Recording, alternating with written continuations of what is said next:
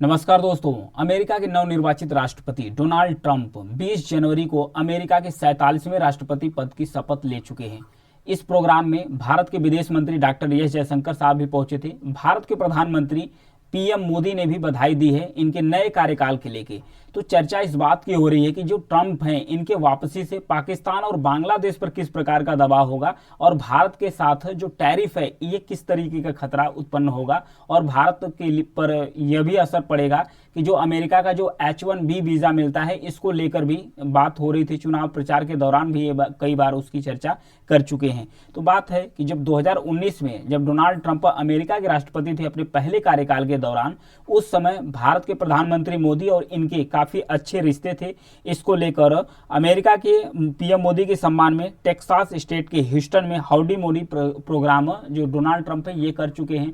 और उसी समय भारत के प्रधानमंत्री इनके प्रचार में, इनके सपोर्ट में नमस्ते ट्रंप का प्रोग्राम भी ऑर्गेनाइज कर चुके हैं। तो अब देखने वाली बात यह है कि जो डोनाल्ड ट्रंप का दूसरा कार्यकाल चल रहा है, दूसरा कार्यकाल चलेगा, इसमें किस प्रकार से रिश्ता मेंटेन करके रखते हैं। तो आइए जानते हैं, इसे समझते हैं। तो सबसे पहला बात है कि पाकिस्तान, कश्मीर और जो बांग्लादेश है इस पर डोनाल्ड ट्रंप का क्या रुख होगा। यहाँ पर देखिए ये पाकिस्तान है, बीच में यहाँ पर देखिए ये है बांग्लादेश और ये जो बीच का इलाका है ये है इंडिया का इलाका।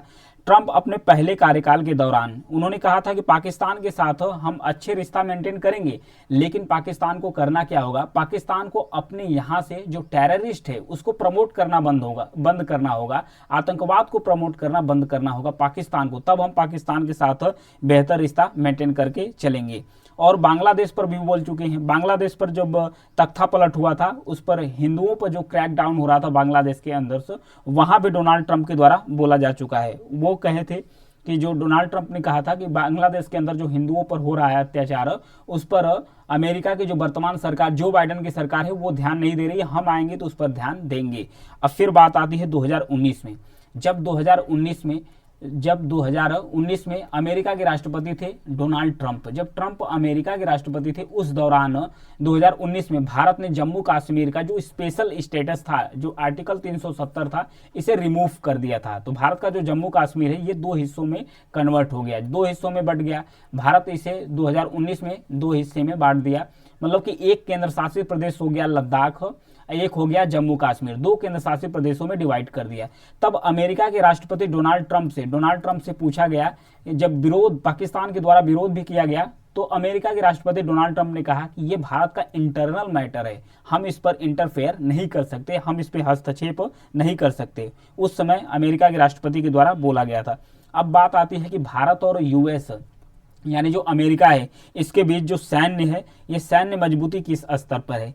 Initiative on critical and emerging technology यानी कि जो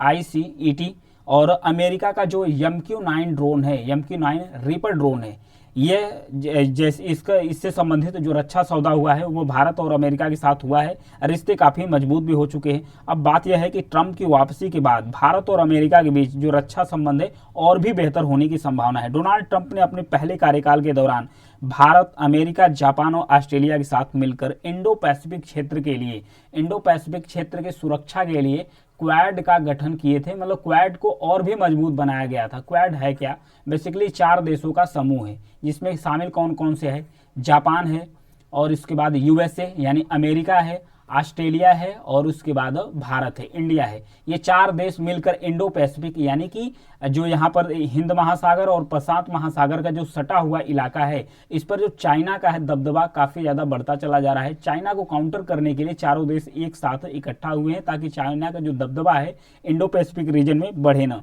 इसके साथ साथ अमेरिका अपना जो F-35 फाइटर प्लेन है ये भी देने की उम्मीद है। अमेरिका भारत को ये भी मिलने का उम्मीद है, क्योंकि 30,000 करोड़ रुपए का मिलिट्री इक्विपमेंट सौदे की घोषणा हो चुकी है।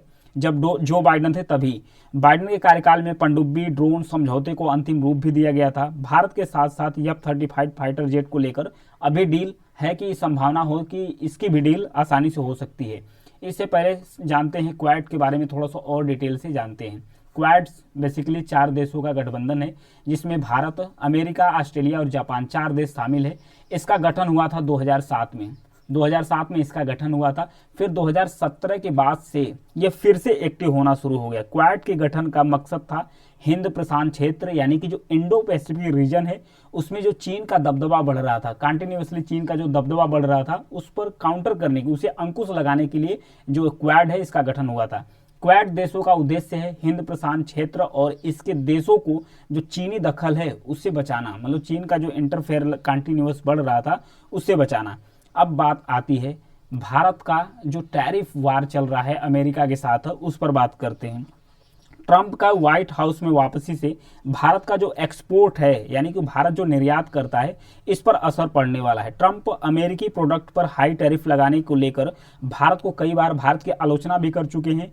अगर भारत उन्होंने कहा कि जब मैं फिर से कार्यकाल में आऊंगा तो भारत पर यह प्रेशर करूंगा, दबाव बनाऊंगा कि भारत जो इंपोर्ट ड्यूटी यानी जो आयात शुल्क भारत पर अधिक से अधिक अमेरिका पर टैक्स लगाता है वो कम कर ले, क्योंकि भारत और अमेरिका के बीच में 2024 में जो ट्रेड है, द्विपक्षीय जो व्यापार है 118.2 बिलियन डॉलर्स तक है। यहाँ तक व्यापार इनका चलता है। अरब डॉलर्स में दिया है, बिलियन नहीं अरब डॉलर्स में दिया गया है दोनों का आंकड़ा। फिर भारत एक्सपोर्ट कितना करता है? भारत अमेरिका को सामान जो प्रोडक्ट बेचता है वो बेचता है 77.5 अरब डॉलर करोड़ का जो सामान है, डॉलर अरब डॉलर्स इतना एक्सपोर्ट करता है। वहीं इंपोर्ट भारत कितना, जो अमेरिका है वो कितना एक्सपोर्ट करता है भारत को? 40.7 अरब डॉलर का। यानी भारत ज़्यादा एक्सपोर्ट करता है अमेरिका को, अमेरिका कम एक्सपोर्ट करता है किसको? भारत को। तो अमेरिका के साथ ट्रेड में अभी फिलहाल भारत को फायदा है, क्योंकि भारत का जो ट्रेड है सरप्लस चल रहा है। किसके बीच? अमेरिका के बीच उसका जो व्यापार है सरप्लस चल रहा है। अब बात यह भी आ रही है कि कई बार ट्रंप, जो डोनाल्ड ट्रंप है, ये धमकी दे चुके हैं किसको? भारत को, कि अगर आप अपनी टैरिफ कम नहीं करते हैं तो हम इस पर जाहिर सी बात है कि और सारा टैरिफ लगाएंगे।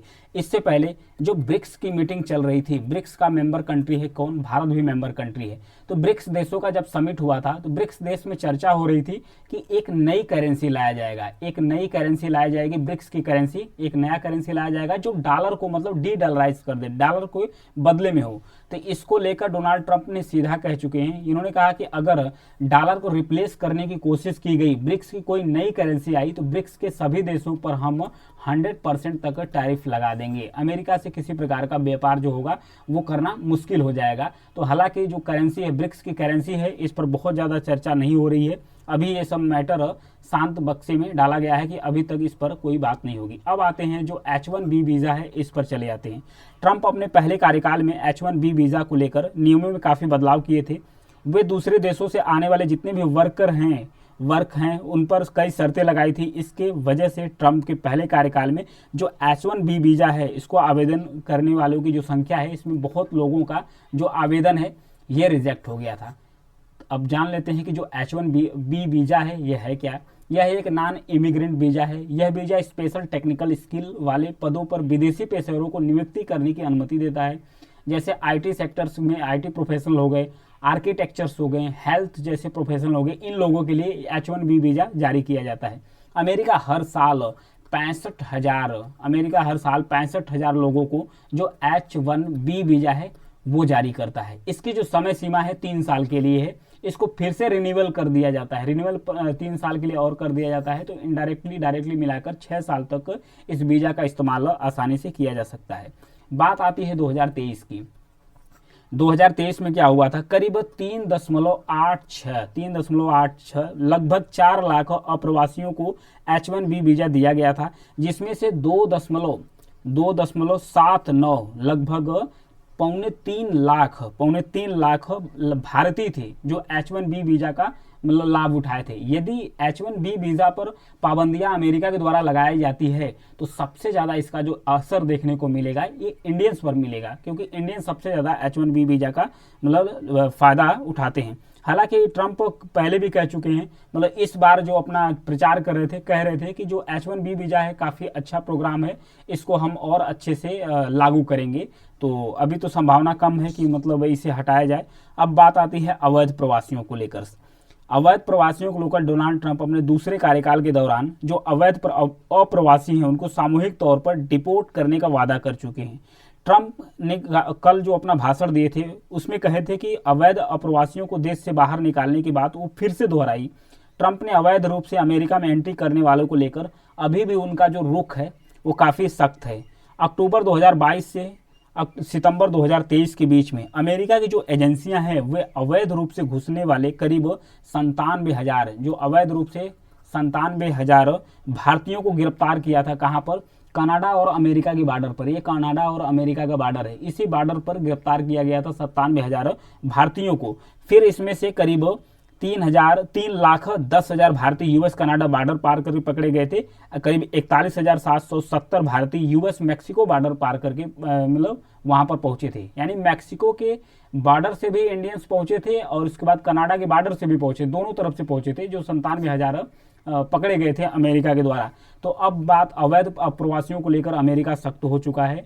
अब देखने वाली बात है कि किस प्रकार से जो डोनाल्ड ट्रंप है वो अपना रिश्ता दुनिया के अन्य देशों, इंडिया और भारत के जो पड़ोसी देश बांग्लादेश, पाकिस्तान है, इससे अपना रिश्ता मेंटेन करते हैं। अब देखने वाली बात आगे होगी। Thank you.